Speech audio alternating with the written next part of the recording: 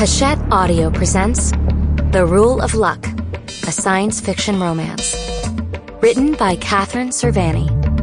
Read by Helen Wick.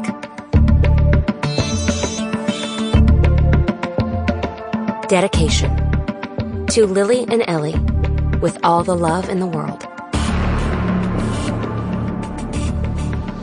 Chapter 1. I've always been a big fan of eyeliner. The darker, the better.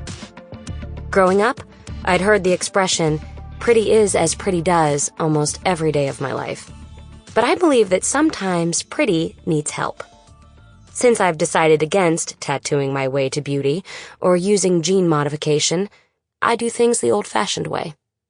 And as one of the only tarot card readers in Nairobi, I've cultivated a certain look that is as much personal choice as mysterious mask.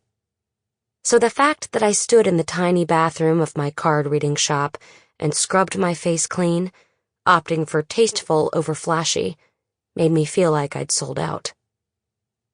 All for the greater good, I mumbled, examining my nearly naked face. I can look straight-laced and respectable for an hour. 2, tops. A quick time check showed it was nearly 7 in the morning. It made me glad I'd decided to close up shop early at 2 and catch some sleep on the reception room couch. At least I didn't look like complete garbage, even if my sleep was more tossing and turning than actual shut-eye. I hightailed it to the front door. I needed to be on the other side of the city by 9 sharp. To do that in an hour using the unreliable Y-line would take all the prayers and karmic brownie points I had to spare. Maybe if I lit some incense sticks and offered a prayer for guidance. But no time for that. Then I had to stop, my hand frozen in mid-reach on the way to the doorknob. Standing in the entranceway of my shop was the most beautiful man I'd ever seen.